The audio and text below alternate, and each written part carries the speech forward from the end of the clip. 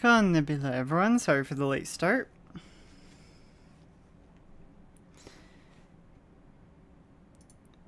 We're just going to be doing a bit of a Mistborn Reading stream. We'll see how it goes. Maybe I'll do more reading streams in the future if it goes well. Maybe not. We'll see. And just to clarify, the book is Mistborn, The Final Empire by Brandon Sanderson. Hopefully, I have enough of a voice that everything will be fine.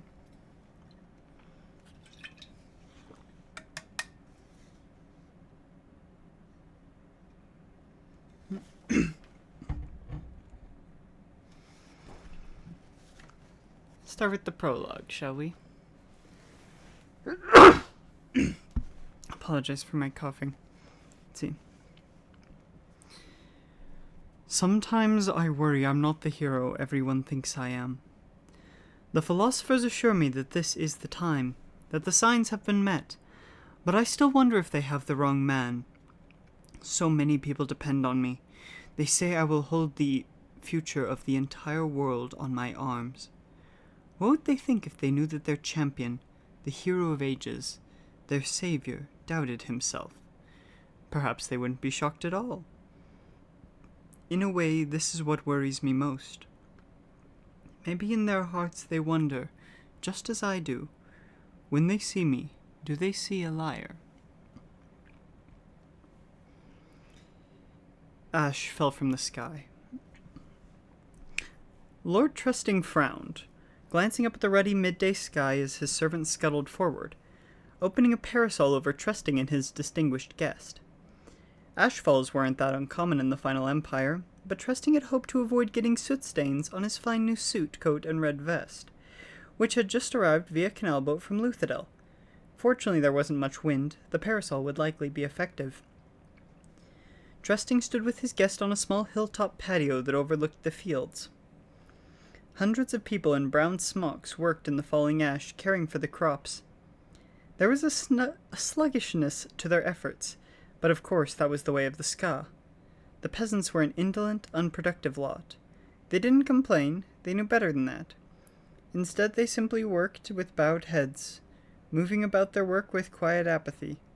The passing whip of a taskmaster would force them into dedicated motion for a few moments, but as soon as the taskmaster moved on, they would return to their languor. Trusting turned to the man standing beside him on the hill. One would think, Trusting noted, that a 1,000 years of working in fields would have bred them to be a little more effective at it. The obligator turned, raising an eyebrow, the motion done as if to highlight his most distinctive feature, the intricate tattoos that laced the skin around his eyes. The tattoos were enormous, reaching all the way across his brow and up the sides of his nose. This was a full prelin, a very important obligator indeed. Trusting had his own personal obligators back at the manor, but they were only minor functionaries with barely a few marks around their eyes. This man had arrived from Luthadel with the same canal boat that had brought Trusting's new suit. "You should see City Ska, Trusting," the obligator said, turning back to watch the Ska workers. "These are actually quite diligent compared to those inside Luthadel. You have more direct control over your Ska here. How many would you say you lose in a month?" "Oh, a half-dozen or so," Trusting said. "Some to beating, some to exhaustion." "Runaways?" "Never," Trusting said. "When I first inherited this land from my father, I had a few runaways, but I executed their families. The rest quickly lost heart. I've never understood men who have trouble with their Ska. I find the creatures easy to control, if you show a properly firm hand." The obligator nodded, standing quietly in his grey robes. He seemed pleased, which was a good thing. The Ska weren't actually Trusting's property. Like all Ska, they belonged to the Lord Ruler. Trusting only leased the workers from his god, much in the same way he paid for the services of his obligators. The obligator looked down, checking his pocket watch, then glanced up at the sun. Despite the ashfall, the sun was bright that day, shining a brilliant crimson red behind the smoky blackness of the upper sky. Trusting removed a handkerchief and wiped his brow, thankful for the parasol's shade against the midday heat. Very well, Trusting, the obligator said. I will carry your proposal to Lord Venture as requested. He will have a favorable report from me on your operations here. Trusting held in a sigh of relief. An obligator was required to witness any contract or business deal between noblemen. True, even a lowly obligator like the ones Trusting had engaged could serve as such a witness, but it meant so much more to impress Straff Venture's own obligator. The obligator turned towards him. I will leave down the canal this afternoon. So soon? Trusting asked. Wouldn't you care to stay for supper? No, the obligator replied, though there is another matter I wish to discuss with you. I came not only at the behest of Lord Venture, but to look in on some matters for the Canton of Inquisition. Rumors say that you like to dally with your Ska women. Trusting felt a chill. The obligator smiled. He likely meant it to be disarming, but Trusting only found it eerie. Don't worry yourself, Trusting, the obligator said. If there had been any real worries about your activities, about your actions, a Steel Inquisitor would have been sent here in my place. Trusting nodded slowly. Inquisitor. He'd never seen one of the inhuman creatures, but he had heard stories. I've been satisfied regarding your actions with the Ska women, the obligator said, looking back over the fields. What I've seen and heard here indicate that you always clean up your messes. A man such as you, efficient, productive, could go far in Luthadel. A few more years of work, some inspired mercantile deals, and who knows?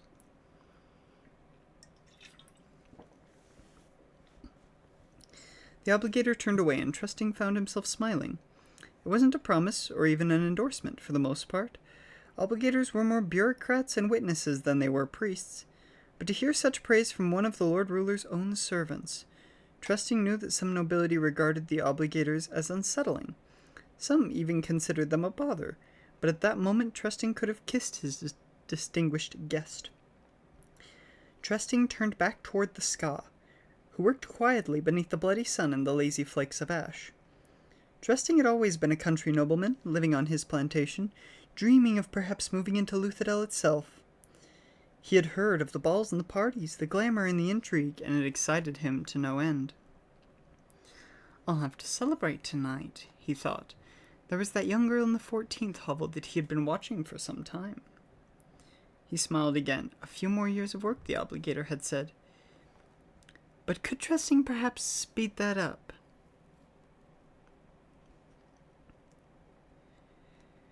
If he worked a little harder.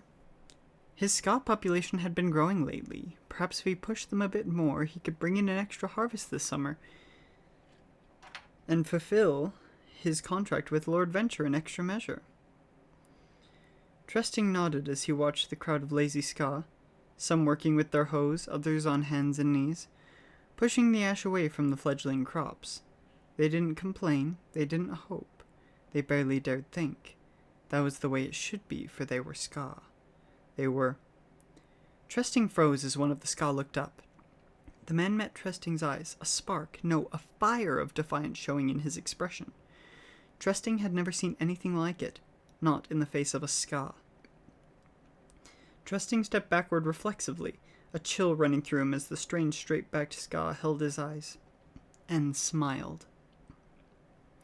Trusting looked away. Cardan, he snapped. The burly taskmaster rushed up the incline. Yes, my lord? Trusting turned, pointing at... He frowned. Where had that Ska been standing? Working with their heads bowed, bodies stained by soot and sweat? They were so hard to tell apart. Trusting paused, searching. He thought he knew the place, an empty spot where nobody now stood. But no, that couldn't be it. The man couldn't have disappeared from the group so quickly. Where could he have gone? He must be in there somewhere, working with his head now properly bowed. Still, his moment of apparent defiance was inexcusable. My lord? Curdon asked again. The obligator stood at the side, watching curiously. It would not be wise to let the man know that one of the Ska had acted so brazenly. Work the Ska in that southern section a little harder, interesting, ordered, pointing. I see them being sluggish, even for Ska. Beat a few of them. Curtin shrugged, but nodded.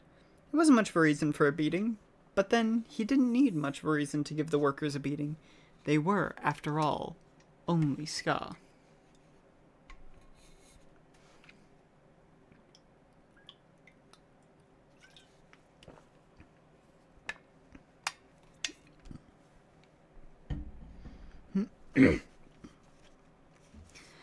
Kelsier had heard stories. He had heard whispers of times when once, long ago, the sun had not been red. Times when the sky hadn't been clogged by smoke and ash, when plants hadn't struggled to grow. And when the Ska hadn't been slaves. Times before the Lord Ruler. However, those days were nearly forgotten. Even the legends were growing vague. Kelsier watched the sun, his eyes following the giant red disk as it crept toward the western horizon.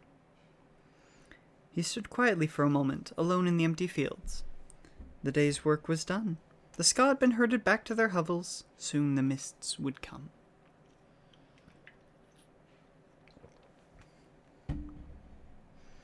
Eventually Kelsier sighed, then turned to pick his way across the furrows and pathways, weaving between large heaps of ash. He avoided stepping on the plants, though he wasn't sure why he bothered. The crops hardly seemed worth the effort. Wan with wilted brown leaves, the plants seemed as depressed as the people who tended them. The Ska hovels loomed in the waning light. Already Kelsier could see the mist beginning to form, clouding the air, and giving the mound-like buildings a surreal, intangible look. The hovels stood unguarded. There was no need for watchers, for no Ska would venture outside once night arrived. Their fear of the mists was far too strong. I'll have to cure them of that someday, Kelsier thought as he approached one of the larger buildings, but all things in their own time. He pulled open the door and slipped inside. Conversation stopped immediately. Kelsier closed the door, then turned with a smile to confront the room of about 30 Ska. A fire pit burned weakly at the center, and the large cauldron beside it was filled with vegetable-dappled water, the beginnings of an evening meal. The soup would be bland, of course. Still, the smell was enticing. Good evening, everyone, Kelsier said with a smile, resting his pack beside his feet and leaning against the door. How was your day? His words broke the silence, and the women returned to their dinner preparations. A group of men sitting at a crude table continued to regard Kelsier with dissatisfied expressions. Our day was filled with work, traveler, said Tepper, one of the Ska elders, something you managed to avoid. Field work hasn't ever really suited me, Kelsier said. It's far too hard on my delicate skin. He smiled, holding up hands and arms that were lined with layers and layers of thin scars. They covered his skin, running lengthwise, as if some beast had repeatedly raked its claws up and down his arms. Tepper snorted. He was young to be an elder, probably barely into his 40s at most. He might be 5 years Kelsier's senior. However, the scrawny man held himself with the air of one who liked to be in charge.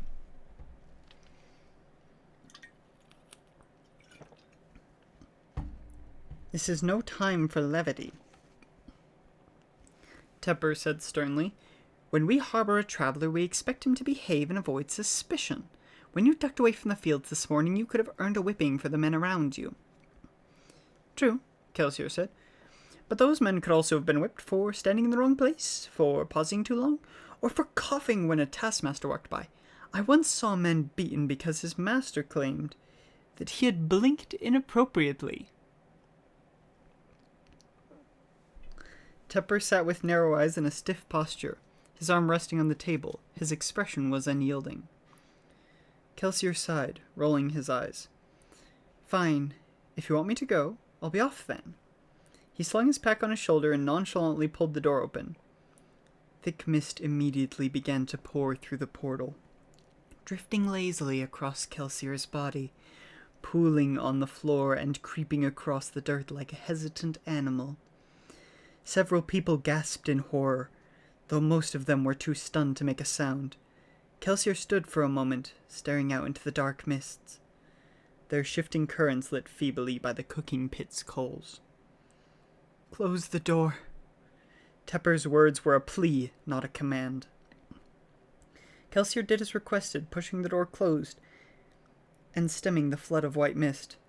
The mist is not what you think. You fear it far too much. Men who venture into the mist lose their souls, a woman whispered. Her words raised a question. Had Kelsier walked in the mist? What, then, had happened to his soul? If only you knew, Kelsier thought. Well, I guess this means I'm staying. He waved for a boy to bring him a stool. It's a good thing, too. It would have been a shame for me to leave before I shared my news. More than one person perked up at the comment. This was the real reason they tolerated him. The reason the timid peasants would harbor a man such as Kelsier, a Ska who defied the Lord Ruler's will by traveling from plantation to plantation. A renegade, he might be, a danger to the entire community. But he brought news from the outside world. Apologies, let me put my phone on vibrate real quick. I come from the north, Kelsier said, from lands where the Lord Ruler's touch is less noticeable. He spoke in a clear voice, and people leaned unconsciously towards him as they worked. On the next day, Kelsier's words would be repeated to the several hundred people who lived in other hovels. The Ska might be subservient, but they were incurable gossips. Local lords rule in the west, Kelsier said, and they are far from the iron grip of the Lord Ruler and his obligators. Some of these distant noblemen are finding that happy Ska make better workers than mistreated Ska. One man, Lord Renu, has ordered his taskmasters to stop unauthorized beatings. There are whispers that he's considering paying wages to plantation Ska, like city craftsmen might earn.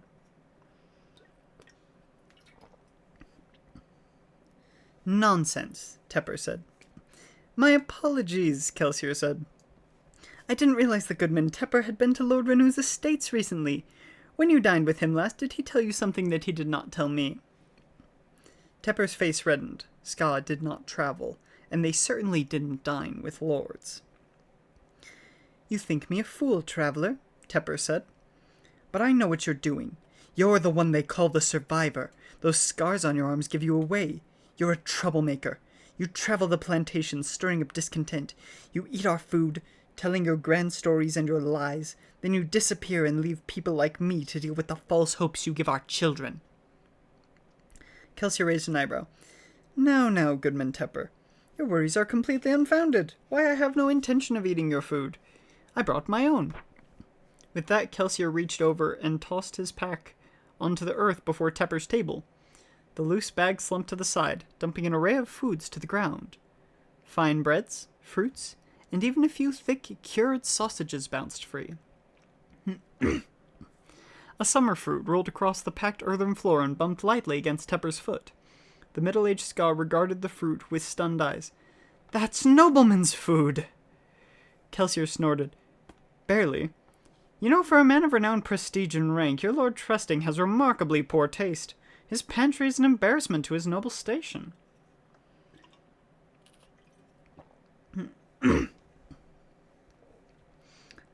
Tepper paled. That's where you went this afternoon, he whispered. You went to the manor. You stole from the master. Indeed, Kelsier said. And might I add that while your lord's taste in food is deplorable, his eye for soldiers is far more impressive. Sneaking into his manor during the day was quite a challenge. Tepper was still staring at the bag of food. If the taskmasters find this here... Well, I suggest you make it disappear then, Kelsier said. I'd be willing to bet it tastes a fair bit better than watered-down farlet soup. 24 sets of hungry eyes studied the food. If Tepper intended further arguments, he didn't make them quickly enough, for his silent pause was taken as agreement. Within a few minutes, the bag's contents had been inspected and distributed, and the pot of soup sat bubbling and ignored as the Ska feasted on a meal far more exotic. Kelsier settled back, leaning against the hovel's wooden wall and watching the people devour their food. He had spoken correctly. The pantry's offerings had been depressingly mundane. But this was a people who had been fed on nothing but soup and gruel, since they were children. To them, breads and fruits were rare delicacies, usually eaten only as aging discards brought down by the house servants. "Your storytelling was cut short, young man," an elderly Ska noted, hobbling over to sit on a stool beside Kelsier. "Oh, I suspect there will be time for more later," Kelsier said. "Once all evidence of my thievery has been properly devoured. Don't you want any of it?" "No need," the old man said. "Last time I tried Lord's food I had stomach pains for 3 days. New tastes are like new ideas, young man. The older you get, the more difficult they are for you to stomach." Kelsier paused. The old man was hardly an imposing sight. His leathered skin and bald scalp made him look more frail than they did wise. Yet he had to be stronger than he looked. Few plantation Ska lived to such ages. Many lords didn't allow the elderly to remain home from daily work, and the frequent beatings that made up a Ska's life took a terrible toll on the elderly.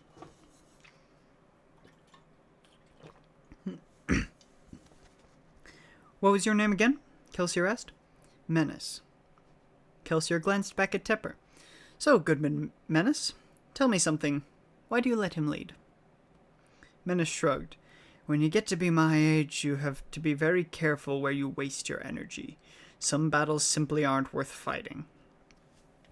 There was an implication in Menace's eyes. He was referring to things far greater than his own struggle with Tepper. "You're satisfied with this, then?" Kelsier asked, nodding towards the hovel and its half-starved, overworked occupants. "You're content with a life full of beatings and endless drudgery?" "At least it's a life," Menace said. "I know what wages malcontent and rebellion bring. The eye of the Lord Ruler and the ire of the Steel Ministry can be far more terrible than a few whippings. Men like you preach change, but I wonder, is this a battle we can really fight?" "You're fighting it already, Goodman Menace. You're just losing horribly." Kelsier shrugged. "But what do I know? I'm no more than a traveling miscreant, here to eat your food and impress your youths." Menace shook his head. "You jest, but Tepper might have been right. I fear your visit will bring us grief." Kelsier smiled. "That's why I didn't contradict him. At least not on the troublemaker point." He paused, then smiled more broadly. "In fact, I'd say calling me a troublemaker is probably the only accurate thing Tepper has said since I got here." "How do you do that?" Menace asked, frowning. "What?" "Smile so much." "Oh, I'm just a happy person." Menace looked down at Kelsier's hands. "You know, I've only seen scars like those on one other person, and he was dead. His body was returned to Lord Tresting as proof that his punishment had been carried out."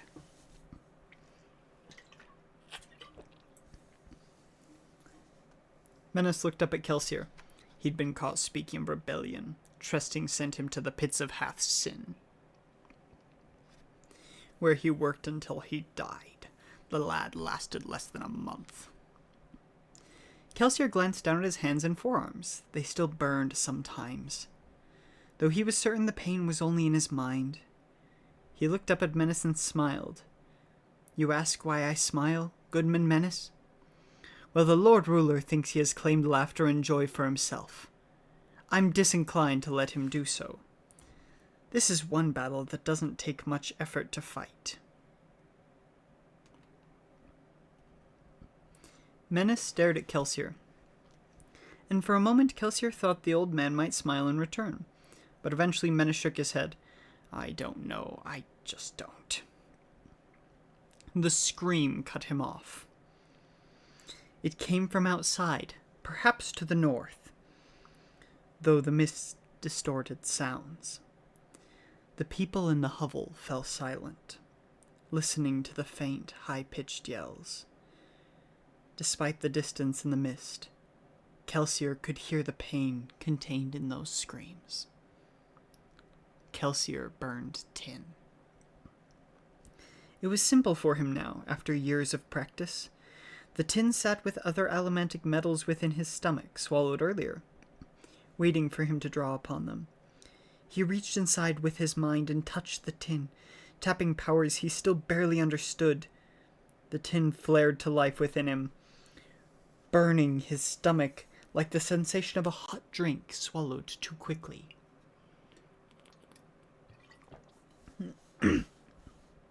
Elementic power surged through his body, enhancing his senses. The room around him became crisp, the dull fire pit flaring to near blinding brightness. He could feel the grain of the wood in the stool beneath him. He could still taste the remnants of the loaf of bread he'd snacked on earlier. Most importantly, he could hear the screams with supernatural ears. 2 separate people were yelling. One was an older woman, the other a younger woman, perhaps a child. The younger screams were getting further and further away. "Poor Jess," a nearby woman said, her voice booming in Kelsier's enhanced ears. "That child of hers was a curse. It's better for Ska not to have pretty daughters." Tepper nodded. "Lord Trusting was sure to send for the girl sooner or later. We all knew it. Jess knew it." "Still a shame, though," another man said. The screams continued in the distance. Burnington Kelsier was able to judge the direction accurately. Her voice was moving towards the Lord's manor. The sound set something off within him, and he felt his face flush with anger. Kelsier turned. "Does Lord Trusting ever return the girls after he's finished with them?" Old Menace shook his head. "Lord Trusting is a law-abiding nobleman. He has the girls killed after a few weeks. He doesn't want to catch the eye of the Inquisitors." That was the Lord Ruler's command. He couldn't afford to have half-breed children running around, children who might possess powers the Ska weren't supposed to know existed. The screams waned, but Kelsier's anger only built. The yells reminded him of other screams. A woman's screams from the past. He stood abruptly, stool toppling to the ground behind him. "Careful, lad," Menace said apprehensively. "Remember what I said about wasting energy? You'll never raise that rebellion of yours if you get yourself killed tonight." Kelsier glanced toward the old man. Then, through the screams and the pain, he forced himself to smile. "I'm not here to lead a rebellion among you, Goodman Menace. I just want to stir up a little trouble." What good could that do? What good could that do? Kelsier's smile broadened. "New days are coming. Survive a little longer, and you might see great happenings in the final empire. I bid you all thanks for your hospitality." With that, he pulled the door open and strode into the mist.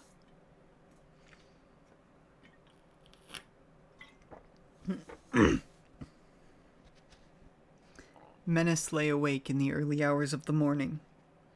It seemed that the older he became, the more difficult it was for him to sleep.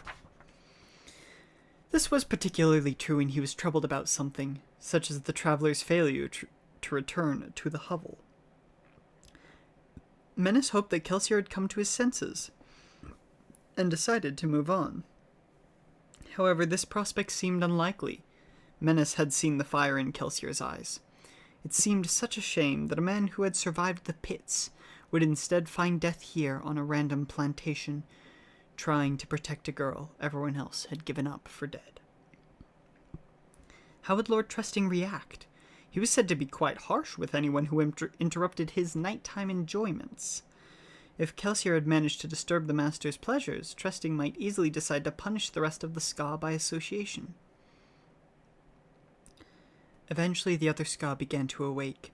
Menace lay on the hard earth, bones aching, back complaining, muscles exhausted, trying to decide if it was worth rising. Each day he nearly gave up. Each day it was a little harder. Some day he would simply stay in the hovel, waiting until the taskmasters came to kill those who were too sick or too elderly to work. But not today. He could see too much fear in the eyes of the Ska. They knew that Kelsier's nighttime activities would bring trouble. They needed Menace. They looked to him. He needed to get up. And so he did. Once he started moving, the pains of age decreased slightly, and he was able to shuffle out of the hovel towards the fields, leaning on a younger man for support. It was then that he caught a scent in the air. "What's that?" he asked. "Do you smell smoke?" Shum, the lad upon whom Menace leaned, sniffed the air. The last remnants of the night's mist had burned away, and the red sun was rising behind the sky's usual haze of blackish clouds. "I always smell smoke lately," Shum said. The Ashmounts are violent this year. No, Menace said, feeling increasingly apprehensive. This is different. He turned to the north, towards where a group of Ska were gathering.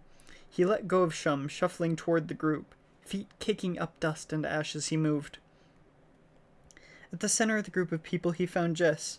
Her daughter, the one they had all assumed had been taken by Lord Trusting, stood beside her. The young girl's eyes were red from lack of sleep, but she appeared unharmed. She came back not long after they took her, the woman was explaining. She came and pounded on the door, crying in the mist. Flynn was sure it was a mist-wraith impersonating her, but I had to let her in. I don't care what he says, I'm not giving her up. I brought her out in the sunlight and she didn't disappear. That proves she's not a mist-wraith. Menace stumbled back from the growing crowd. Did none of them see it? No taskmasters came to break up the group. No soldiers came to make the morning population counts. Something was very wrong. Menace continued to the north, moving frantically toward the manor house. By the time he arrived, others had noticed the twisting line of smoke that was barely visible in the morning light. Menace wasn't the first to arrive at the edge of the short hilltop plateau, but the group made way for him when he did. The manor house was gone. Only a blackened, smoldering scar remained. "By the Lord Ruler," Menace whispered, "what happened here?" "He killed them all." Menace turned. The speaker was Jess's girl. She stood looking down at the fallen house, a satisfied expression on her youthful face. "They were dead when he brought me out," she said. "All of them. The soldiers, the taskmasters, the lords, dead. Even Lord Trusting and his obligators. The master had left me, going to investigate when the noises began. On the way out, I saw him lying in his own blood, stab wounds in his chest. The man who saved me threw a torch in the building as we left." "This man," Menace said. "He had scars on his hands and arms reaching past the elbows?" The girl nodded slightly. "What kind of demon was that man?" One of the Ska muttered uncomfortably. "Mistwraith," another whispered, apparently forgetting that Kelsier had gone out during the day. But he did go out into the mist, Menace thought. And how did he accomplish a feat like this? Lord Trusting kept over 24 soldiers. Did Kelsier have a hidden band of rebels, perhaps? Kelsier's words from the night before sounded in his ears. "New days are coming." "What of us?" Tepper asked, terrified. "What will happen when the Lord Ruler hears about this? He'll think that we did it. He'll send us to the pits, or maybe order his Koloss to slaughter us outright. Why would that troublemaker do something like this? Doesn't he understand the damage he's done?" "He understands," Menace said. "He warned us, Tepper. He came to stir up trouble. But why? Because he knew we'd never rebel on our own, so he gave us no choice." Tepper paled. "Lord Ruler," Menace thought, "I can't do this. I can barely get up in the mornings. I can't save these people." But what other choice was there? Menace turned. "Gather everyone, Tepper. We must flee before word of this disaster reaches the Lord Ruler." "Where will we go?" "The caves to the east," Menace said. "Travelers say there are rebel Ska hiding in them. Perhaps they'll take us in." Tepper paled further. "But we'd have to travel for days. Spend nights in the mist." "We can do that," Menace said, "or we can stay here and die." Tepper stood frozen for a moment, and Menace thought the shock of it all might have overwhelmed him. Eventually, however, the younger man scurried off to gather the others, as commanded. Menace sighed, looking up towards the trailing line of smoke, cursing the man Kelsier quietly in his mind. New days, indeed.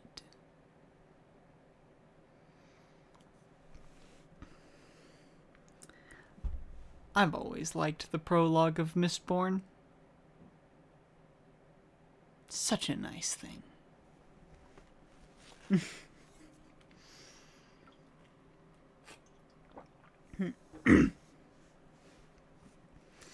So many repeating messages in Mistborn that tie things together. Such a great way to do it. It really is a work of art.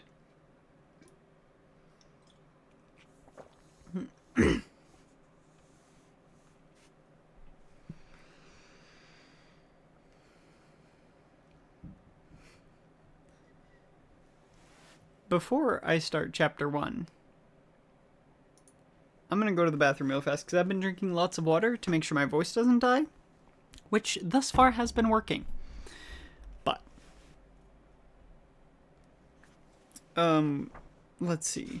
We probably have time for a chapter or two. How long was the prologue? About 10 pages. Alright. Give me a minute. I will be right back.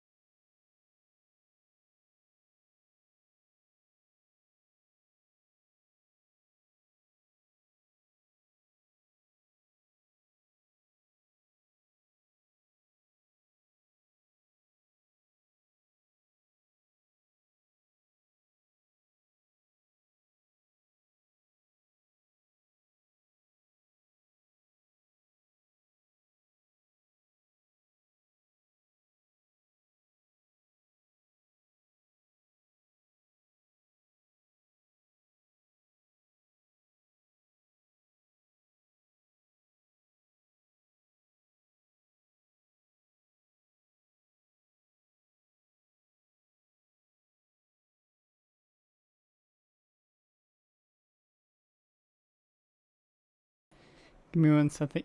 I just need to make a note of something.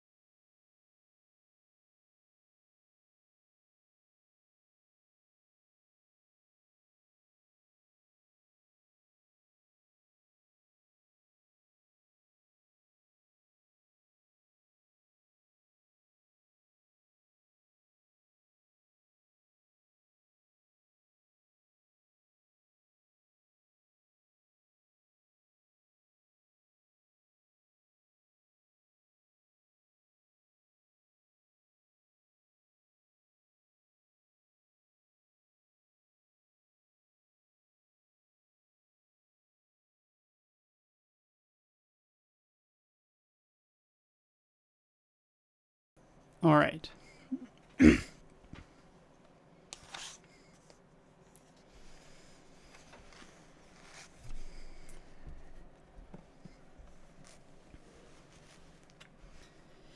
Now into the real book. After all, that was just the prologue.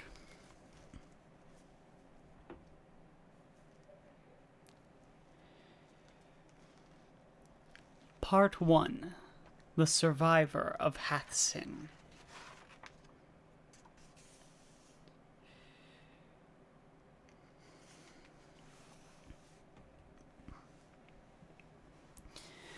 I consider myself to be a man of principle. But what man does not? Even the cutthroat, I have noticed, believes his actions to be moral after a fashion. Perhaps another person reading of my life would name me a religious tyrant. He could call me arrogant. What is to make that man's opinion any less valid than my own? I guess it all comes down to one fact. In the end, I'm the one with the armies.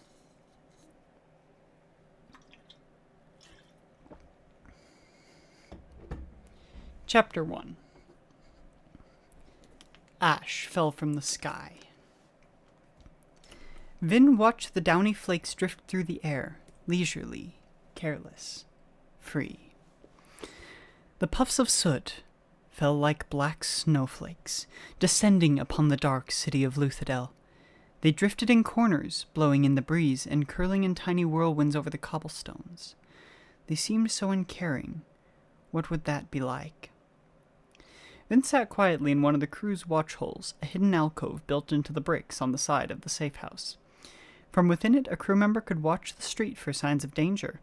Vin wasn't on duty. The watch hole was simply one of the few places where she could find solitude. And Vin liked solitude. When you're alone, no one can betray you. Reen's words.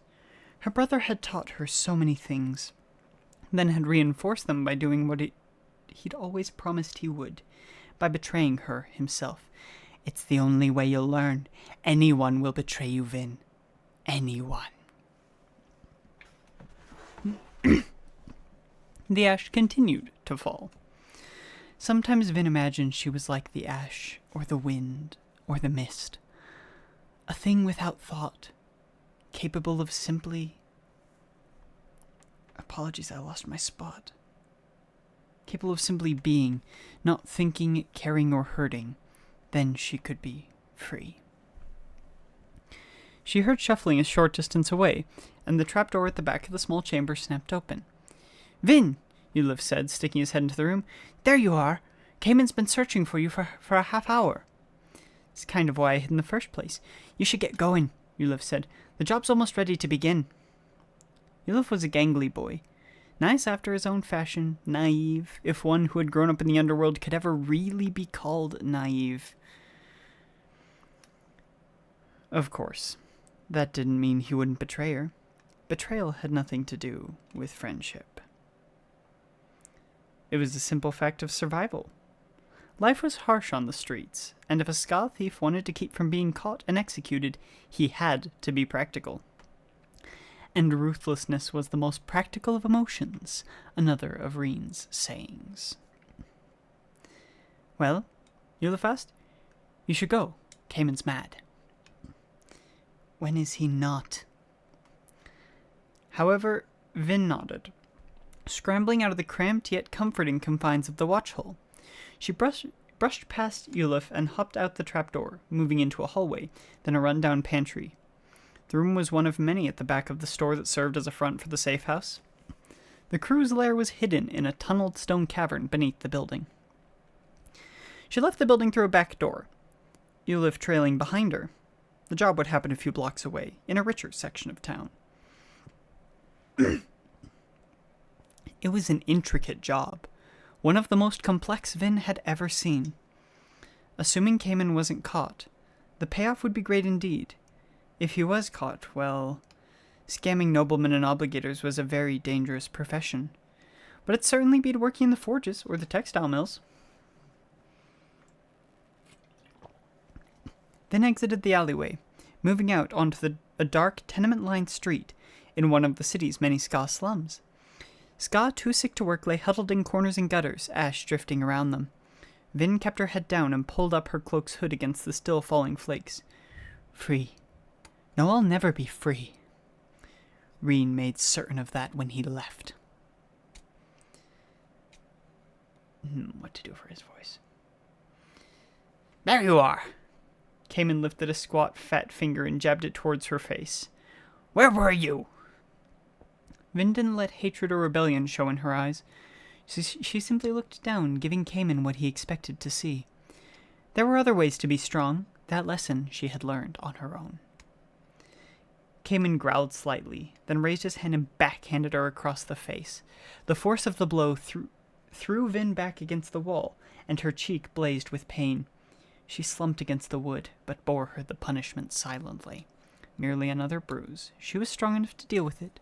She'd done so before. Listen, Cayman hissed. This is an important job. It's worth thousands of boxings, worth more than you 100 times over. I won't have you fouling it up, understand? Vin nodded. Cayman studied her for a moment, his pudgy face red with anger. Finally he looked away, muttering to himself. He was annoyed about something more than just Vin. Perhaps he had heard about the Ska rebellion several days to the north. One of the provincial lords, famous trusting, had apparently been murdered, his manor burned to the ground. Such disturbances were bad for business. They made the aristocracy more alert and less gullible. That, in turn, could cut seriously into Cayman's profits. He's looking for someone to punish, Vin thought. He always gets nervous before a job. She looked up at Cayman, tasting blood on her lip. She must have let some of her confidence show because he glanced at her out of the corner of his eye, and his expression darkened. He raised his hand, as if to strike her again. Vin used up a bit of her luck. She expended only a smidgen. She'd need the rest for the job. She directed the luck at Cayman, calming his nervousness. The crew leader paused, oblivious to Vin's touch, yet feeling its effects nonetheless. He stood for a moment, then he sighed, turning and lowering his hand. Vin wiped her lip as Cayman waddled away. The thief master looked quite convincing in his nobleman's suit. It was as rich a costume as Vin has ever seen. It had a white shirt overlaid by a deep green vest with engraved gold buttons. The black suit coat was long after the current fashion.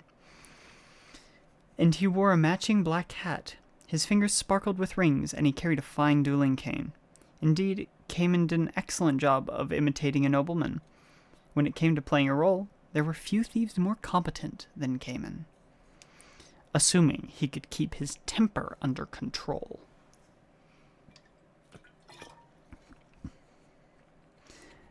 The room they were in was less impressive. Vin pulled herself to her feet as Cayman began to snap at some of the other crew members. They had rented one of the suites at the top of a local hotel. Not too lavish, but that was the idea. Cayman was going to be playing the part of Lord Jeddu, a country nobleman who had hit upon hard financial times and come to Luthadel to get some final, desperate contracts. The main room had been transformed into a sort of audience chamber. Oh no. Apologies.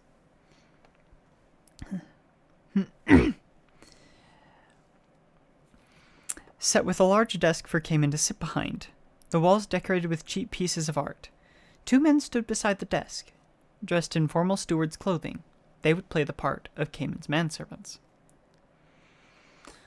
"What is this ruckus?" a man asked, entering the room.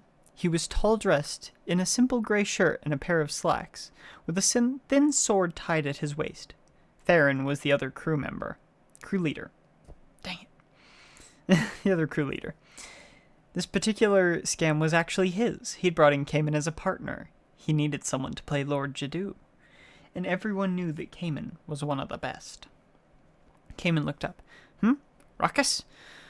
Oh, that was nothing more than a minor discipline problem. Don't bother yourself, Theron.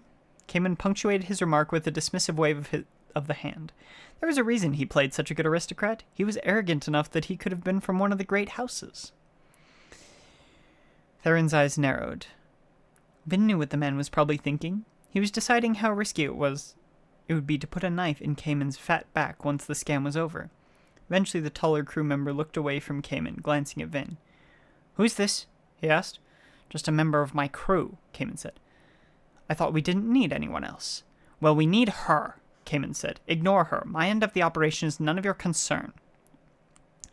Theron eyed Vin, obviously noting her bloodied lip. She glanced away, but Theron's eyes lingered on her, running down the length of her body.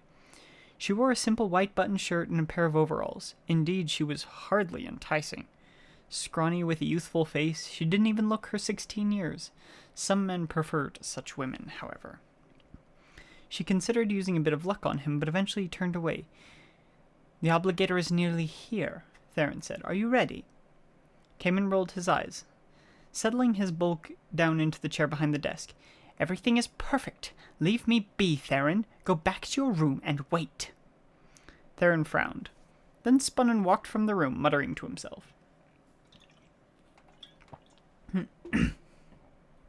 Vin scanned the room, studying the door, the decor, the servants, the atmosphere. Finally, she made her way to Cayman's desk. The crew leader sat rifling through a stack of papers, apparently trying to decide which ones to put on the desktop. "Cayman," Vin said quietly, "the servants are too fine." Cayman looked, frowning. "What is that you're babbling?" "The servants," Vin repeated, still speaking in a soft whisper. "Lord Jadoo is supposed to be desperate. He'd have rich clothing left over from before, but he wouldn't be able to afford such rich servants. He'd use Ska." Cayman glared at her, but then glanced at the servants. Physically, there was little difference between noblemen and Ska. However, the servants Cayman had appointed were dressed as minor noblemen. They were allowed to wear colorful vests, and they stood a little more confidently. "The obligator has to think you're nearly impoverished," Vin said. "Pack the room with a lot of Ska servants instead." "What do you know?" Cayman said, scowling at her. "Enough." She immediately regretted the word. It sounded too rebellious. Cayman raised a bejeweled hand, and Vin braced herself for another slap. She couldn't afford to use up any more luck. She had precious little remaining anyway. But Cayman didn't hit her. Instead, he sighed and rested a pudgy hand on her shoulder. "Why do you insist on provoking me, Vin? You know the debts your brother left when he ran away. Do you realize that a less merciful man than myself would have sold you to the whoremasters long ago? How would you like that, serving in some nobleman's bed until he grew tired of you and had you executed?" Vin looked down at her feet. Cayman's grip grew tight, his fingers pinching her skin where neck met shoulder, and she gasped in pain despite herself. He grinned at the reaction. "Honestly, I don't know why I keep you, Vin," he said, increasing the pressure of his grip. "I should have gotten rid of you months ago, when your brother betrayed me. I suppose I just have too kindly a heart."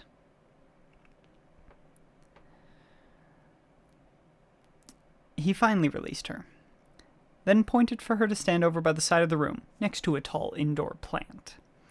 She did as ordered, orienting herself so she had a good view of the entire room. As soon as Cayman looked away, she rubbed her shoulder. "Merely another pain. I can deal with pain."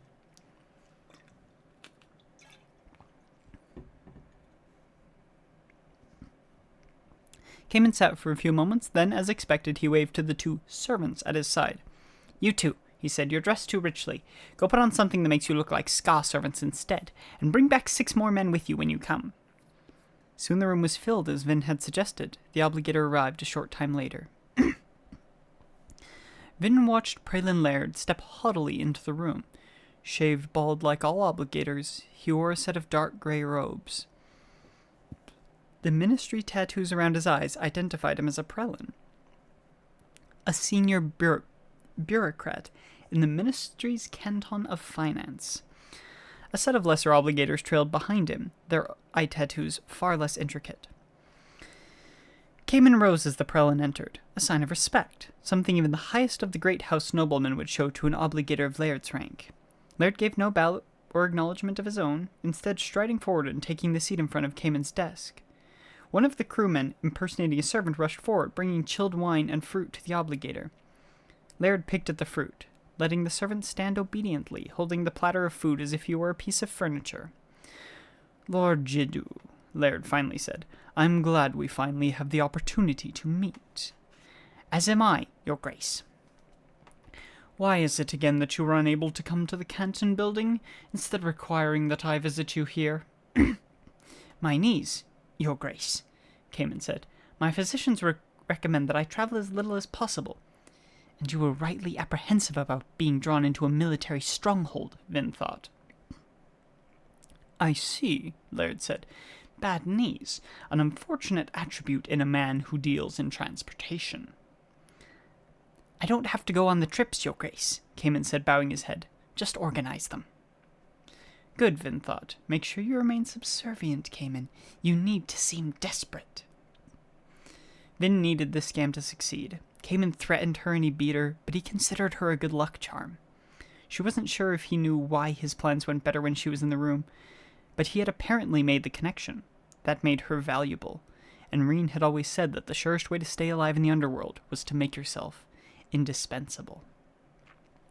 I see, Laird said again. Well, I fear that our meeting has come too late for your purposes. The Canton of Finance has already voted on your proposal. So soon? Cayman asked with genuine surprise. Yes, Laird replied, taking a sip of his wine, still dismissing the servant. We have decided not to accept your contract. Cayman sat for a moment, stunned. I'm sorry to hear that, your grace. Laird came to meet you, Vin thought. That means he's still in a position to negotiate. Indeed, Cayman continued, seeing what Vin had. That is especially unfortunate, as I was ready to make the ministry an even better offer. Laird raised a tattooed eyebrow. I doubt it will matter. There is an element of the council who feels that the canton would receive better service if we found a more stable house to transport our people. That would be a grave mistake, Cayman said smoothly. Let us be frank, your grace. We both know that this contract is House Jeddu's last chance. Now that we've lost the Firewan deal, we can't afford to run our canal boats to Luthadel anymore. Without the ministry's patronage, my house is financially doomed. This is doing little to persuade me, your lordship, the obligator said. Truly, Cayman asked. Ask yourself this, your grace. Who will serve you better? Will it be the house that has dozens of contracts to divide its attention, or the house that views your contract as its last hope? The Canton of Finance will not find a more accommodating partner than a desperate one. Let my boats be the ones that bring your acolytes down from the north. Let my soldiers escort them, and you will not be disappointed. Good, Vin thought. I see, the obligator said, now troubled. I would be willing to give you an extended contract, locked in at the price of 50 boxings a head per trip, your grace. Your acolytes would be able to travel on our boats at their leisure, and would always have the escorts they need. This time the obligator's eyebrow rose even higher. That's half the former fee. I told you, Cayman said, we're desperate. My house needs to keep its boats running. 50 boxings will not make us a profit, but that doesn't matter. Once we have the ministry contract to bring us stability, we can find other contracts to fill our coffers. Laird looked thoughtful. It was a fabulous deal. One that might ordinarily have been suspicious. But Cayman's presentation constructed the image of a house on the brink of financial collapse. The other crew leader, Theron, had spent 5 years building, scamming, and finagling to create this moment. The ministry would be remiss not to consider the opportunity. Laird was realizing just that. The Steel Ministry was not only the force of bureaucracy and legal authority in the Final Empire, it was like a noble house unto itself. The more wealth it had, the better its own mercantile contracts, the more leverage the various ministry cantons had with each other, and with the noble houses. However, Laird was obviously still hesitant. Vin could see the look in his eyes. The suspicion she knew well. He was not going to take the contract. Now, Vin thought, it's my turn. Vin used her luck on Laird. She reached out tentatively, not really sure what she was doing or why she could even do it. Yet her touch was instinctive, trained through years of subtle practice. She'd been 10 years old before she realized that other people couldn't do what she could. She pressed against Laird's emotions, dampening them. He became less suspicious, less afraid. Docile. His worries melted away. And Vin could see a calm sense of control begin to assert itself in his eyes. Yet Laird still seemed slightly uncertain. Vin pushed harder. He cocked his head, looking thoughtful. He opened his mouth to speak, but she pushed against him further, desperately using up her last pinch of luck. He hesitated again. "Very well," he finally said. "I will take this new proposal to the council. Perhaps an agreement can still be reached." That is the end of chapter 1.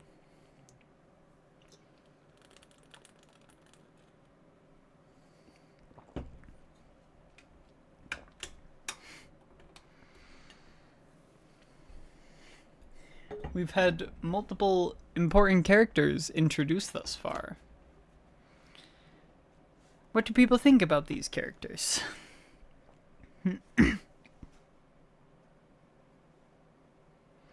Most notably, Kelsier and Vin.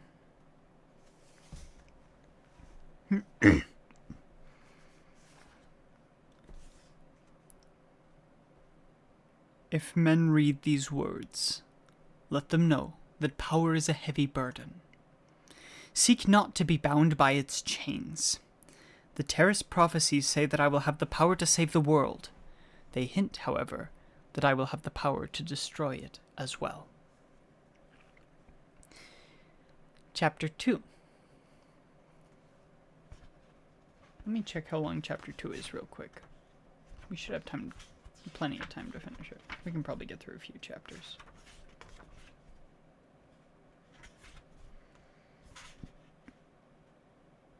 It's a little longer. It's only about 14 pages. Alright. In Kelsier's opinion, the city of Luthadel, seat of the Lord Ruler, was a gloomy sight. Most of the buildings had been built from stone blocks, with tile roofs for the wealthy and simple peaked wooden roofs for the rest. The structures were packed closely together, making them seem squat despite the fact they were generally 3 stories high. The tenements and shops were uniform in appearance. This was not a place to draw attention to oneself, unless, of course, you were a member of the high nobility. Interspersed throughout the city were a dozen or so monolithic keeps, intricate with rows of spear-like spires or deep archways. They were the homes of the high nobility. In fact, they were the mark of a high noble family. Any family who could afford to build a keep and maintain a high-profile presence in Luthadel was considered to be a great house. Most of the open ground in the city was around these keeps. The patches of space amid the tenements were like clearings in a forest, the keeps like solitary mounts rising above the landscape. Black mountains. Like the rest of the city, the keeps were stained by countless years of ashfalls.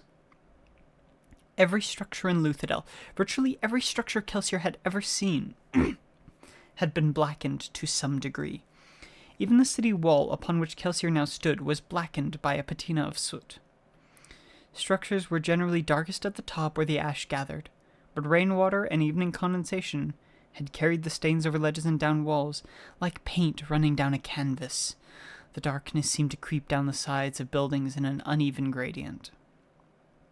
The streets, of course, were completely black. Kelsier stood waiting, scanning the city as a group of Ska workers toiled in the street below, clearing away the latest mountains of ash. They'd take it to the river Chanaril, which ran through the center of the city, sending the heaps of ash to be washed away lest it pile up and ultimately bury the city. Sometimes Kelsier wondered why the entire empire wasn't one big mound of ash. He supposed the ash must break down into soil eventually, yet it took a ridiculous amount of effort to keep cities and fields clear enough to be used. Fortunately, there was always enough Ska to do the work. The laborers below him wore simple coats and trousers, ash-stained and worn, like the plantation workers he had left behind several weeks before. They toiled with beaten-down, despondent motions. Other groups of Ska passed the laborers, responding to the bells in the distance, chiming the hour and calling them to their morning's work at the forges or mills. Luthadel's main export was metal. The city was home to hundreds of forges and refineries. However, the surgings of the river provided excellent locations for mills, both to grind grains and make textiles. The Ska continued to toil. Kelsier turned away from them, looking up into the distance towards the city center, where the Lord's Ruler's palace loomed like some kind of massive multi-spined insect. Creedic Shaw, the hill of 1,000 spires. The palace was several times the size of any nobleman's keep and was by far the largest building in the city.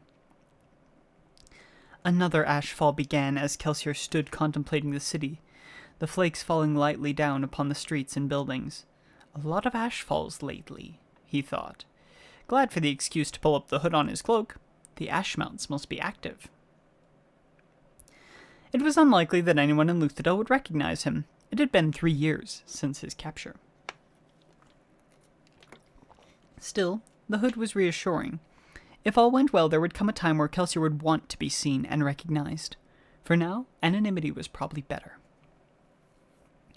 Eventually, a figure approached along the wall. The man, Doxson, was shorter than Kelsier.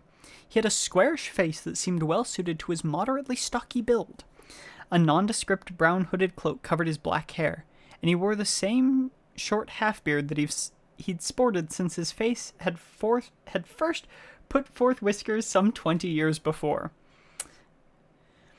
He, like Kelsier, wore a nobleman's suit, colored vest, dark coat, and trousers, and a thin cloak to keep off the ash. The clothing wasn't rich, but it was aristocratic, indicative of the Luthadel middle class.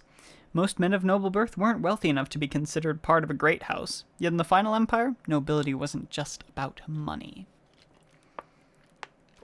It was about lineage and history. The Lord Ruler was immortal, and he apparently still remembered the men who had supported him during the early years of his reign. The descendants of those men, no matter how poor they became, would always be favored.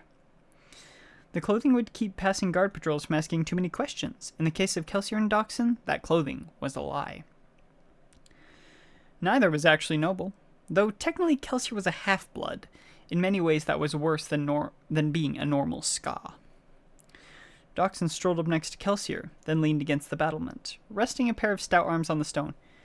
"You're a few days late, Kel." "I decided to make a few extra stops in the plantations to the north." "Ah," Doxson said, "so you did have something to do with Lord Tresting's death." Kelsier smiled. You could say that. His murder caused quite a stir among the local nobility." That was kind of the intention," Kelsier said. "Though to be honest, I wasn't planning anything quite so dramatic. It was almost more of an accident than anything else." Doxson raised an eyebrow. "How do you accidentally kill a nobleman in his own mansion?" "With a knife in the chest," Kelsier said lightly. "Or rather, a pair of knives in the chest. It always pays to be careful." Doxson rolled his eyes. "His death isn't exactly a loss, Dox," Kelsier said. "Even among the nobility, Tresting had a reputation for cruelty." "I don't care about Tresting," Doxson said. "I'm just considering the state of insanity that led me to plan another job with you. Attacking a provincial lord in his manor house surrounded by guards. Honestly, Kel, I'd nearly forgotten how foolhardy you can be." "Foolhardy?" Kelsier asked with a laugh. "That wasn't foolhardy. That was merely a small diversion. You should see some of the things I'm planning to do." Doxier stood for a moment, then he laughed too. "By the Lord Ruler, it's good to have you back, Kel. I'm afraid I've grown particularly boring during the last few years." "We'll fix that," Kelsier promised. He took a deep breath, ash falling lightly around him. Ska cleaning crews were already back at work on the streets below, brushing up the dark ash. Behind, a guard patrol passed, nodding to Kelsier and Doxson. They waited in silence for the men to move on. "It's good to be back," Kelsier finally said. "There's something homey about Luthadel, even if it is a depressing, stark pit of a city." "You have the meeting organized?" Doxson nodded. "We can't start until this evening, though. How'd you get in anyway? I had men watching the gates." "Oh, I snuck in last night." "But how—" Doxson paused. "Oh, right. That's going to take some time getting used to." Kelsier shrugged. "I don't see why. You always work with mistings." "Yes, but this is different," Doxson said. Held up a hand to forestall further argument. "No need, Kel. I'm not hedging. I only said it would take some getting used to." "Fine. Who's coming tonight?" "Well, Breeze and Ham will be there, of course. They're very curious about this mystery job of ours. Not to mention rather annoyed that I won't tell them what you've been up to these last few years." "Good," Kelsier said with a smile. "Let them wonder. How about Trap?" Doxson shook his head. "Trap's dead. Ministry caught up with him a couple months ago. Didn't even bother sending him to the pits. They beheaded him on the spot." Kelsier closed his eyes, exhaling softly. Seemed that the Steel Ministry caught up with everyone eventually. Sometimes Kelsier felt that a Ska Misting's life wasn't so much about surviving as it was about picking the right time to die. This leaves us without a smoker, Kelsier finally said, opening his eyes. Do you have any suggestions? Ruddy, Doxson said. Kelsier shook his head. No, he's a good smoker, but he's not a good enough man. Doxson smiled. Not a good enough man to be on a thieving crew. Kel, I have missed working with you. All right, who then? Kelsier thought for a moment. Is Club still running that shop of his? As far as I know, Doxson said slowly. He's supposed to be one of the best smokers in the city. I suppose, Doxson said, but isn't he supposed to be kind of hard to work with? He's not so bad, Kelsier said, not once you get used to him. Besides, I think he might be amenable to this particular job. All right, Doxson said, shrugging. I'll invite him. I think one of his relatives is a Tin-Eye. Do you want me to invite him too? Sounds good, Kelsier said. All right, Doxson said. Well, beyond that, there's just Yidden, assuming he's still interested. He'll be there, Kelsier said. He'd better be, Doxson said. He'll be the one paying us after all. Kelsier nodded, then frowned. You didn't mention Marsh. Doxson shrugged. I warned you. Your brother never did approve of our methods, and now, well, you know Marsh. He won't have anything to do with Yidden or the rebellion anymore, let alone with a bunch of criminals like us. I think we'll have to find someone else to infiltrate the Obligators. No, Kelsier said. He'll do it, once I stop by to persuade him. If you say so. Doxson fell silent then, and the two stood for a moment, leaning against the railing and looking out over the ash-stained city. Doxson finally sighed. This is insane, eh? Kelsier smiled. Feels good, doesn't it? Doxson nodded. Fantastic. It'll be a job like no other, Kelsier said, looking north, across the city and toward the twisted building at its center. Doxson stepped away from the wall. We have a few hours before the meeting. There's something I want to show you. I think there's still time if we hurry. Kelsier turned with curious eyes. Well, I was going to go and chastise my prude of a brother, but this will be worth your time, Doxson promised.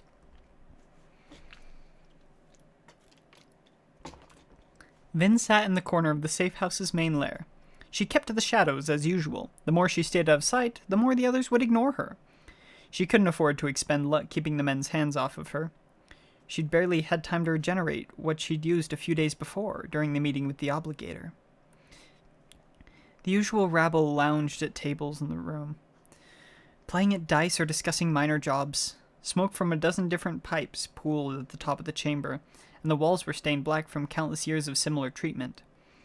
The floor was darkened with patches of ash. Like most thieving crews, Cayman's group wasn't known for its tidiness. There was a door at the back of the room, and beyond it lay a twisting stone stairway that led up to a false rain grate in the alleyway. This room, like so many others hidden in the imperial capital of Luthadel, wasn't supposed to exist. Rough laughter came from the front of the chamber, where Cayman sat with a half-dozen cronies enjoying a typical afternoon of ale and crass jokes. Cayman's table sat beside the bar, where the overpriced drinks were simply another way Cayman exploited those who worked for him. The Luthadel criminal element had learned quite well from the lessons taught by the nobility. Vin tried her best to remain invisible. 6 months before, she wouldn't have believed that her life could actually get worse without Reen. Yet despite her brother's abusive anger, he had kept the other crew members from having their way with Vin. There were relatively few women on thieving crews. Generally, those women who got involved with the underground ended up as whores. Reen had always told her that a girl needed to be tough, even tougher than a man, if she wanted to survive. You think some crew leader is going to want a liability like you on his team, he had said. Even I don't want to have to work with you, and I'm your brother. Her back still throbbed.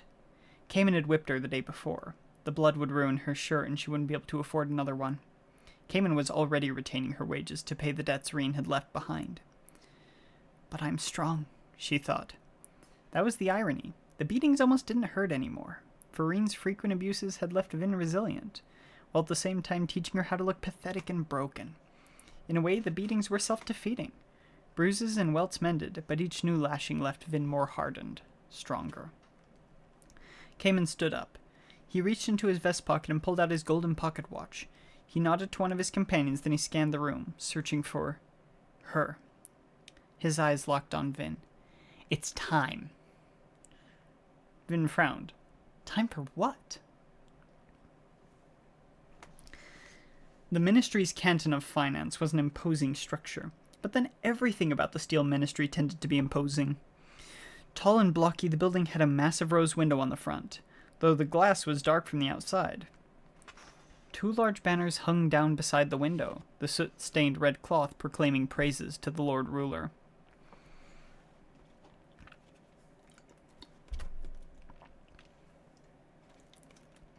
Cayman studied the building with a critical eye. Vin could sense his apprehension. The Canton of Finance was hardly the most threatening of ministry offices. The Canton of Inquisition, or the Canton of Orthodoxy, had a far more ominous reputation. However, voluntarily entering any ministry office, putting yourself in the power of the obligators, well, it was a thing to do only after serious consideration. Cayman took a deep breath, then strode forward, his dueling cane tapping against the stones as he walked. He wore his rich nobleman's suit, and he was accompanied by a half-dozen crew members, including Vin, to act as his servants. Vin followed Cayman up the steps, then waited as one of the crew members jumped forward to pull the door open for his master. Of the six attendants, only Vin seemed to have been told nothing of Cayman's plan. Suspiciously, Theron, Cayman's supposed partner in the ministry scam, was nowhere to be seen. Vin entered the Canton building. Vibrant red lights, sparkling with lines of blue, fell from the rose window. A single obligator with mid-level tattoos around his eyes sat behind a desk at the end of the extended entryway. Cayman approached, his cane thumping against the carpet as he walked. "I am Lord Jiddu," he said. "What are you doing, Cayman?" Vin thought. "You insisted to Theron that you wouldn't meet with Praelin Laird in his Canton office, yet now you're here." The obligator nodded, making a notation in his ledger. He waved to the side. "You may take 1 attendant with you into the waiting chamber. The rest must remain here." Cayman's huff of disdain indicated what he thought of that prohibition, but the obligator didn't look up from his ledger.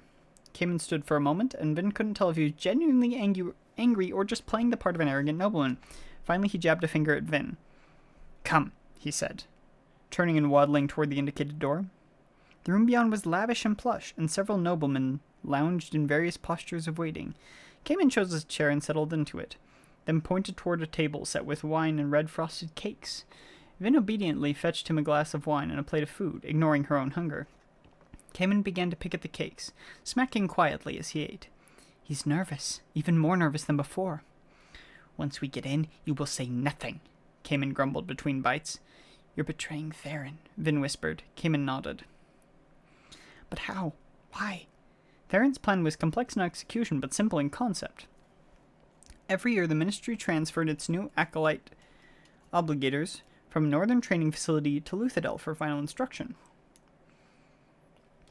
Theron had discovered that those acolytes and their overseers brought down with them large amounts of ministry funds, disguised as baggage to be strongholded in Luthadel. Banditry was rather difficult in the Final Empire, what with the constant patrols along canal routes. However, if one was running the very canal boats that the acolytes were sailing upon, a robbery could become possible. Arranged at just the right time, the guards turning on their passengers, a man could make quite a profit, then blame it all on banditry. "Theron's crew is weak," Cayman said. "He expended too many resources on this job." "But the return he'll make," Vin said, "will never happen if I take what I can now, then run." Cayman said, smiling, "I'll talk the obligators into a down payment to get my caravan boats afloat, then disappear and leave Theron to deal with the disaster when the ministry realizes that it's been scammed." Vin stood back, slightly shocked. Setting up a scam like this would have cost Theron thousands upon thousands of boxings. If the deal fell through now, he would be ruined, and with the ministry hunting him, he wouldn't have time to seek revenge. Cayman would make a quick profit, as well as rid himself of one of his more powerful rivals. Theron was a fool to bring Cayman in on this, she thought. But then the amount Theron had promised to pay Cayman was great. He probably assumed that Cayman's greed would keep him honest until Theron himself could pull a double cross. Cayman had simply worked faster than anyone, including Vin, had expected. How could Theron have known that Cayman would undermine the job rather than wait and try to steal the entire haul from the caravan boats? Vin's stomach twisted. "It's just another betrayal," she thought sickly. "Why does it still bother me so? Everyone betrays everyone else. That's the way life is."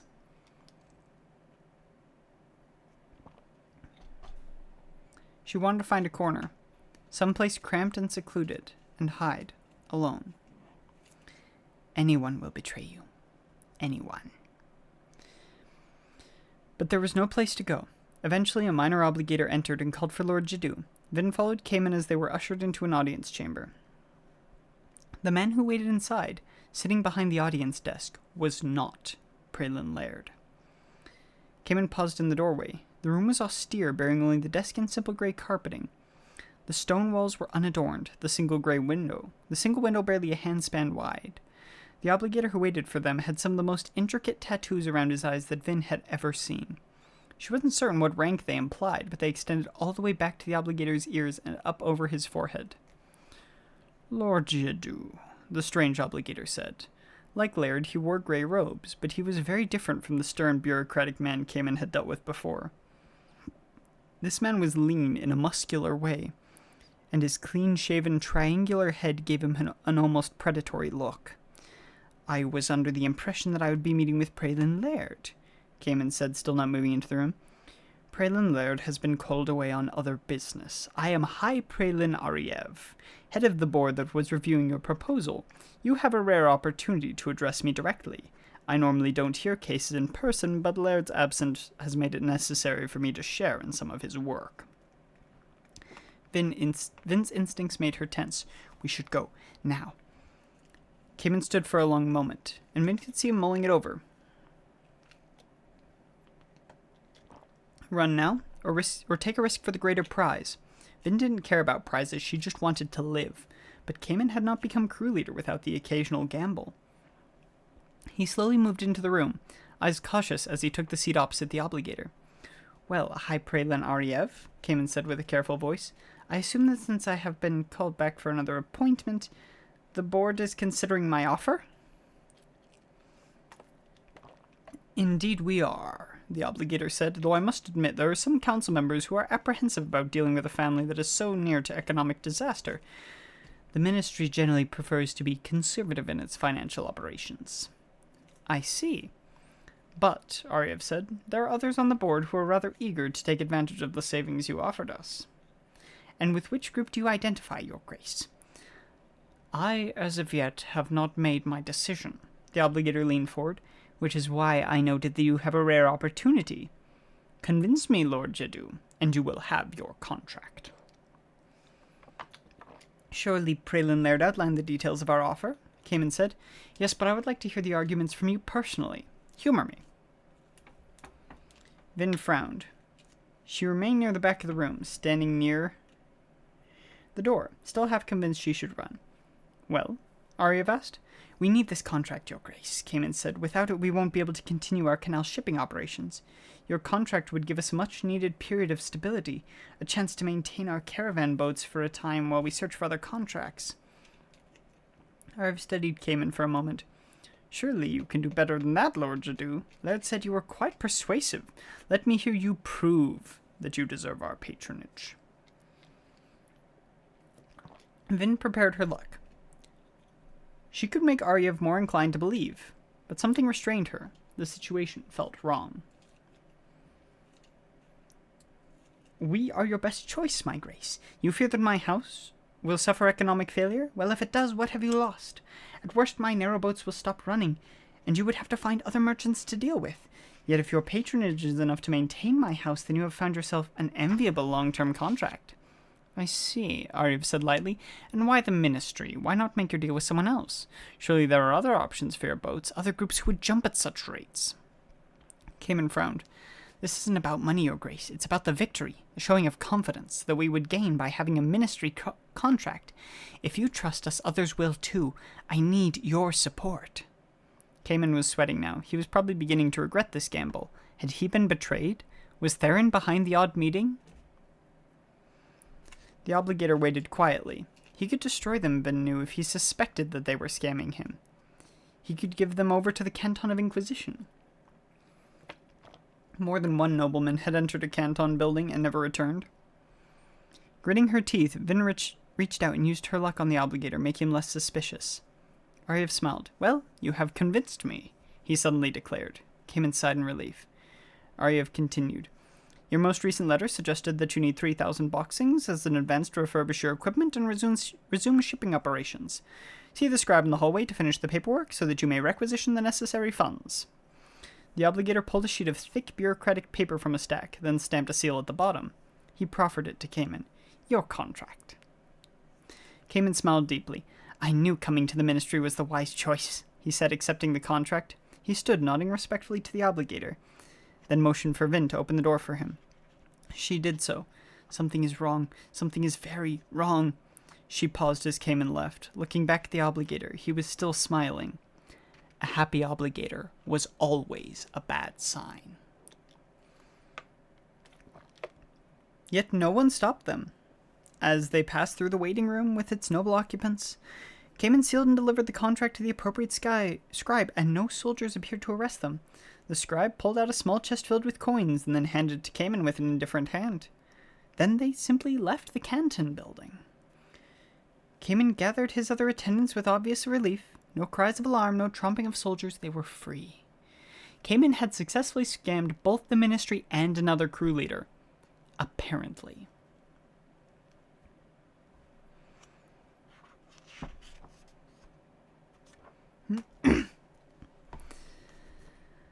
Kelsier stuffed another one of the little red frosted cakes into his mouth, chewing with satisfaction. The fat thief and his scrawny attendant passed through the waiting room, entering the entryway beyond. The obligator who had interviewed the two thieves remained in his office, apparently awaiting his next appointment. Well, Doxson said, what do you think? Kelsier glanced at the cakes. They're quite good, he said, taking another one. The ministry has always had excellent taste. It makes sense they would provide superior snacks. Doxson rolled his eyes. About the girl, Kel. Kelsier smiled as he piled four of the cakes in his hand, then nodded towards the doorway. The canton waiting room was growing too busy for the discussion of delicate matters. On the way out, he stopped and told the obligator's secretary in the corner that they would need to reschedule. The two passed through the entry chamber. Passing the overweight crew leader, who stood speaking with the scribe, Kelsier stepped out onto the street, pulling his hood up against the still falling ash, then led the way across the street. He lingered beside an alleyway, standing where he and Doxson could watch the canton building's doors. Kelsier munched contentedly on his cakes. How'd you find out about her? He asked between bites. Your brother, Doxson replied, came and tried to swindle Marsh a couple months ago, and he brought the girl with him, too. Actually, Cayman's little good luck charm is becoming moderately famous in the right circles. I'm still not sure if he even knows what she is or not. You know how superstitious thieves can get. Kelsier nodded, dusting off his hands. Then how'd you know she'd be here today? Doxson shrugged. A few bribes in the right place. I've been keeping an eye on the girl ever since Marsh pointed her out to me. I wanted to give you an opportunity to see her work for yourself. Across the street, the canton building's door finally opened, and Cayman made his way out down the steps, surrounded by a group of servants. The small, short-haired girl was with him. The sight of her made Kelsier frown. She had a nervous anxiety to her step, and she jumped slightly whenever someone made a quick move. The right side of her face was still slightly discolored from a partially healed bruise. Kelsier eyed the self-important Cayman. I'll have to come up with something particularly suitable to do to that man. Poor thing, Doxson muttered. Kelsier nodded. She'll be free of him soon enough. It's a wonder no one discovered her before this. Your brother was right, then? Kelsier nodded. She's at least a missing, and if Marsh says she's more, I'm inclined to believe him.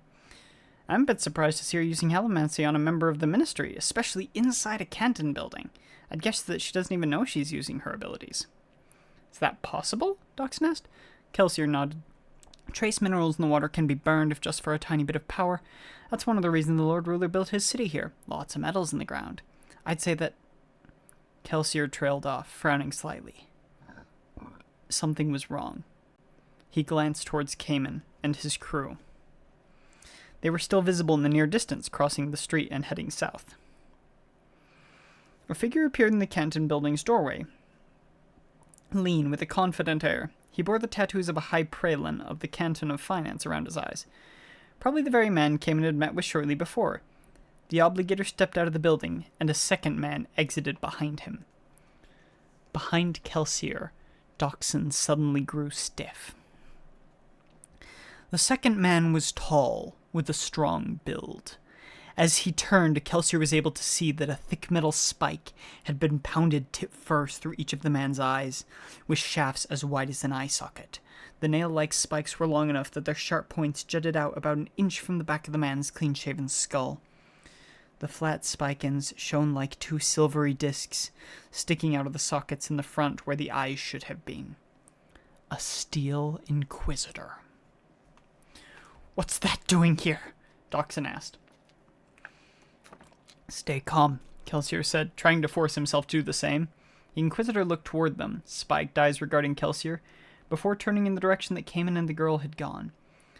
Like all Inquisitors, he wore intricate eye tattoos, mostly black with one stark red line, that marked him as a high-ranking member of the Canton of Inquisition. "He's not here for us," Kelsier said. "I'm not burning anything. He'll think that we're just ordinary noblemen." "The girl," Doxson said. Kelsier nodded. "You say Cayman's been running this scam on the Ministry for a while. Well, the girl must have been detected by one of the obligators. They're trained to recognize when an Allomancer tampers with their emotions." Doxson frowned thoughtfully. Across the street, the Inquisitor conferred with the other obligator. Then the two of them turned to walk in the direction that Cayman had gone. There was no urgency to their pace. "They must have sent a tail to follow them," Doxson said. "This is the Ministry," Kelsier said. "There will be 2 tails at the least." Doxson nodded. "Cayman will lead them directly back to his safe house. Dozens of men will die. They're not all the most admirable people, but they fight the final empire in their own way," Kelsier said. "Besides, I'm not about to let a possible Mistborn slip away from us. I want to talk to that girl. Can you deal with those tails?" "I said it'd become boring, Kel," Doxson said. "Not sloppy. I can handle a couple of Ministry flunkies." "Good," Kelsier said, reaching into his cloak pocket and pulling out a small vial. A collection of metal flakes floated in an alcohol solution within. Iron, steel, tin, pewter, copper, bronze, zinc, and brass. The 8 basic allomantic metals. Kelsier pulled off the stopper and downed the contents in a single swift gulp. He pocketed the now empty vial, wiping his mouth. "I'll handle that Inquisitor." Doxson looked apprehensive. "You're going to try to take him?" Kelsier shook his head. "Too dangerous. I'll just divert him." "Now get going. We don't want those tails finding the safe house." Doxson nodded. "Meet back at the 15th crossroad," he said before taking off down the alley and disappearing around a corner. Kelsier gave his friend a count of 10 before reaching within himself and burning his metals. His body came awash with strength, clarity, and power. Kelsier smiled, then, burning zinc, he reached out and yanked firmly on the Inquisitor's emotions. The creature froze in place. Then spun, looking back toward the Canton building. "Let's have a chase now, you and I," Kelsier thought.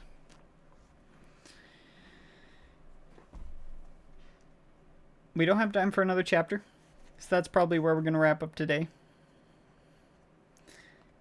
I mean, that was... how many pages?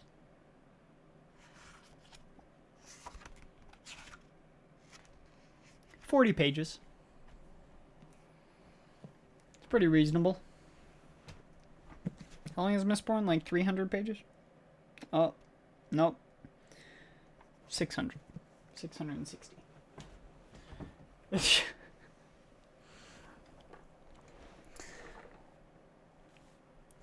But I'm gonna have stuff to do in a minute, so that's where we're gonna have to end.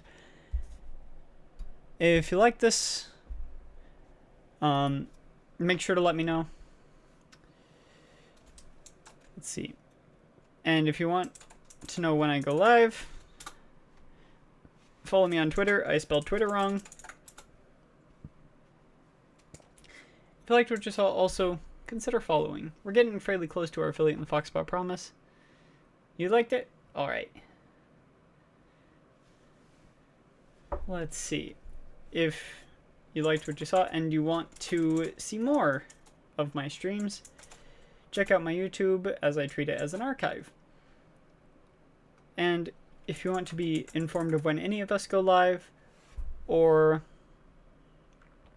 my brain still has to catch up, or get informed of when we're streaming or interact with any of us or the community, make sure to join our Discord.